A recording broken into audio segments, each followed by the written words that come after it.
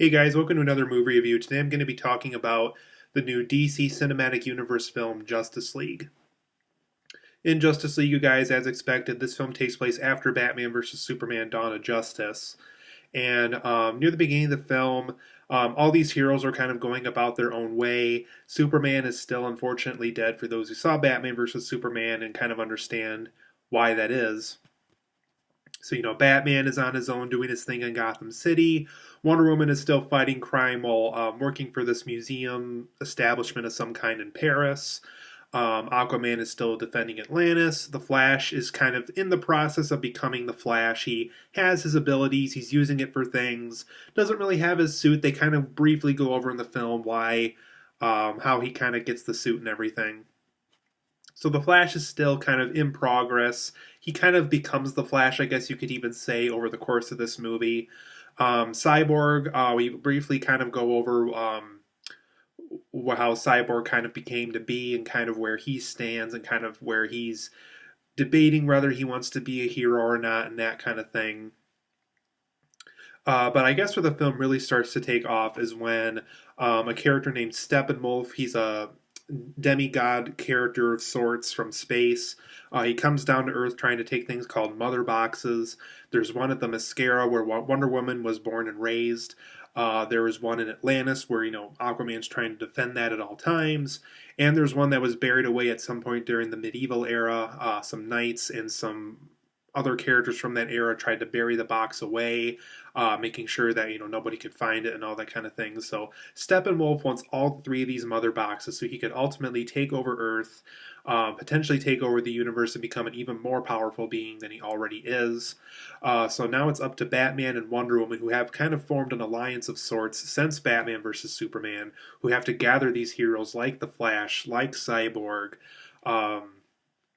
They try to find a way to get Superman back to life and so forth. So they try to incorporate all these people together into one group to take down Steppenwolf because it's going to take more than one hero to stop him, to save the Earth, become this team that Bruce Wayne has intended to happen for the longest of time, and they can make sure that these mother boxes don't get into the wrong hands. Because if Steppenwolf gets them, or if somebody higher than Steppenwolf, which I'm sure will happen in a later DC movie, gets a hold of these mother boxes, some really bad things could happen.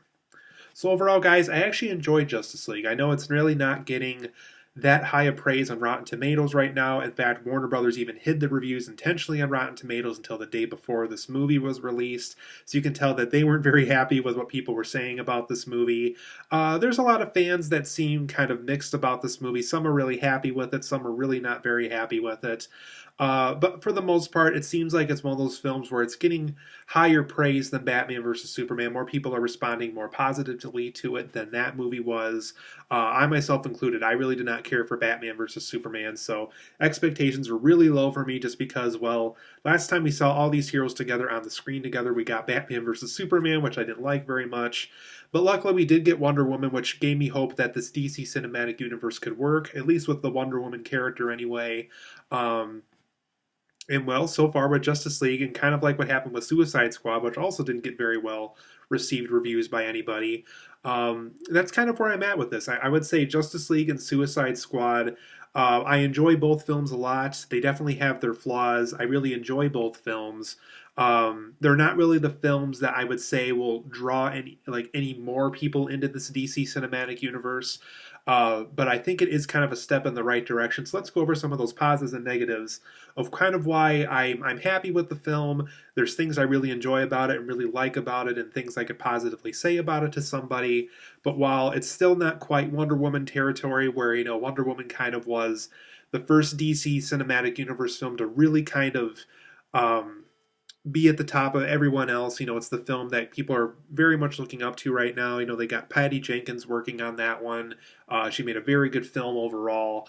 Didn't quite make that film of quality with this movie, but we still got a really good film. So let's go over some of those positives and negatives with this movie. So for my first positive of Justice League, it's a very fun and enjoyable film to watch. I was never really bored with this movie. I really was always intrigued by kind of what these heroes are up to, what they're doing on their own, how they hope to help out with this team and be able to make it a team be able to kind of incorporate their own little abilities into this team and kind of make it work. And everybody kind of throws in their own little contribution and everything.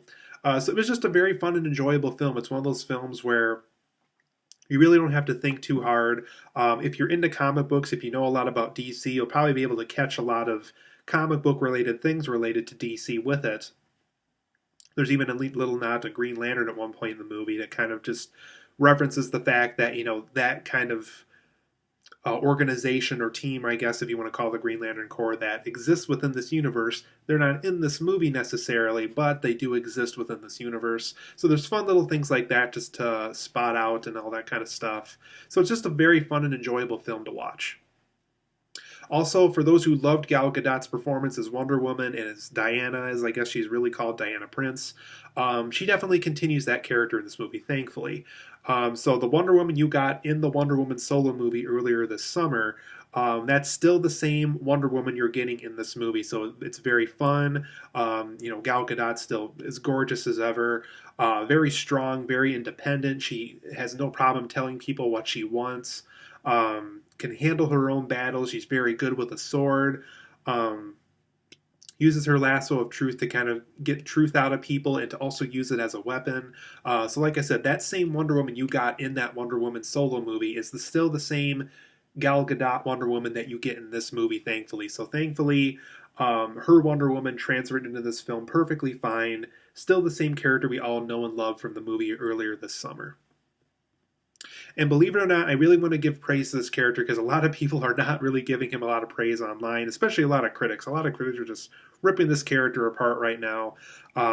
Ray Fisher, who's a kind of an unknown actor right now, he really wasn't anything big before Justice League.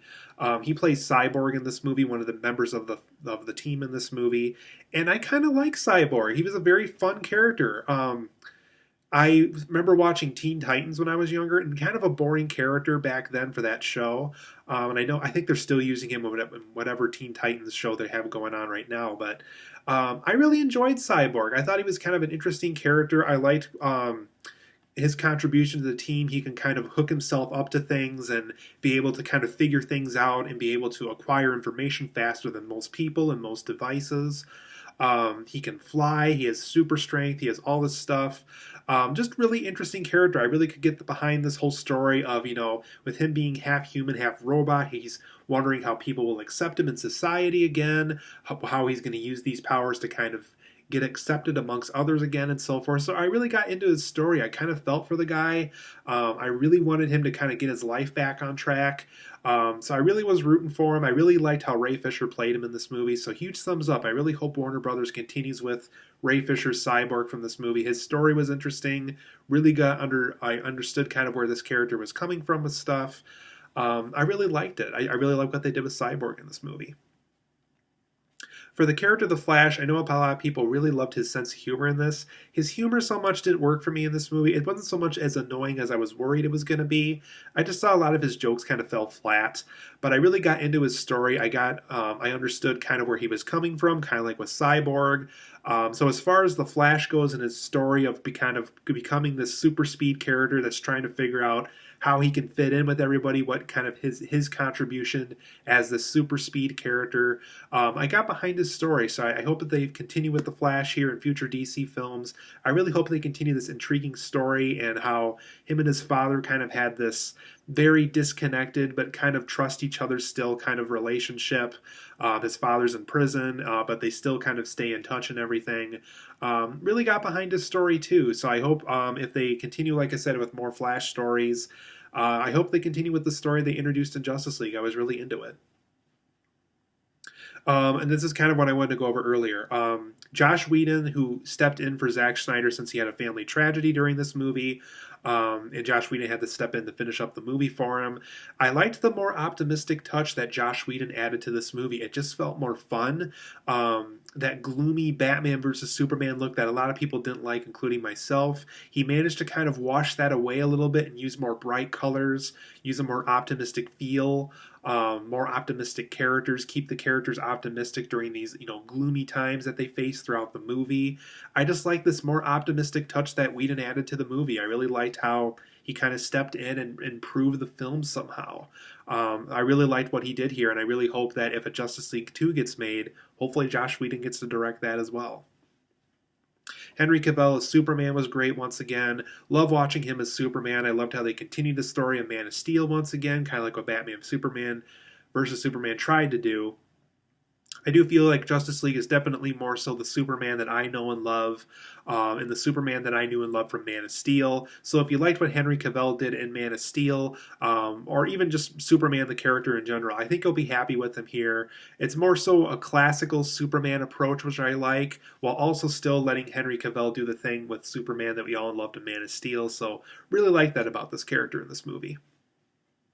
Danny Elfman, who also scored the first two Batman films for Tim Burton, he also did the musical score from this movie, and thankfully he did that because we also get a very nostalgic musical score because some of the moments with it's just Batman by himself on screen, they get to use some Danny Elfman Batman musical cues from from the Tim Burton movies, and even same goes with Superman. Some of those classic John Williams musical cues happen for him in some solo Superman moments in this movie. So I like how Danny Elfman kind of made his own original musical score while also adding some nostalgic moments and some nostalgic musical cues from earlier Batman and Superman movies. And once again, I do like how Josh Whedon got rid of that Batman versus Superman gloomy tone. Really didn't work, really didn't make that film feel fun at all. I'm glad that he got rid of it in this movie. Now for my negatives. I thought this character of Steppenwolf, who's the villain of the film, was very boring and generic. Just your typical wanting to take over the world kind of character. Really could not get into this character very much.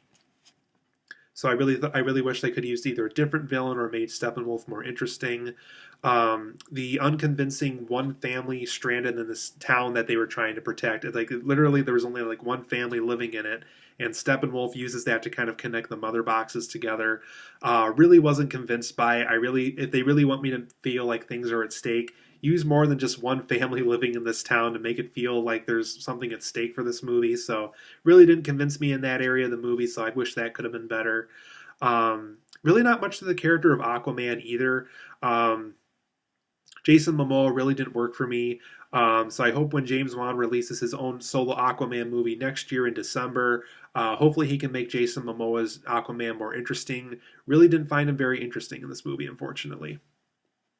This film also jumps around a lot. It's a film where they have to handle so many things and so many characters and so many places that it jumps around a lot, like literally every couple minutes. So for those who really just kind of want to keep your films more focused and in more limited areas and settings, unfortunately Justice League does jump around a lot. There was also some weak CGI in this movie. Henry Cavill had a mustache while filming Mission Impossible 6 while they had to shoot some reshoots for this movie. He couldn't get rid of the mustache because he still needed it for that movie, so they CGI'd out his mustache in certain scenes, and unfortunately that's very noticeable in some parts. And Steppenwolf's face looked very fake. It had like a PS2 graphic kind of look to it. Really wasn't convinced by how Steppenwolf was handled in some of the CGI moments in this movie. That could have been handled better too.